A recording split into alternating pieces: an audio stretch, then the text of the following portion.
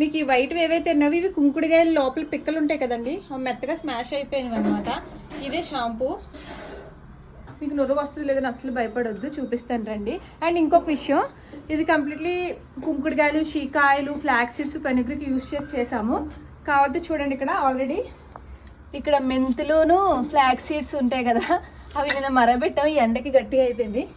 ఇవి నిన్న మరబెట్టి జెల్ తీసి అందులో వేసాం అనమాట. సాఫ్ట్నెస్కి మేము ఈ రెండు యూజ్ చేస్తాము. చూడండి ఇప్పుడు నొరవ చూపిస్తాను.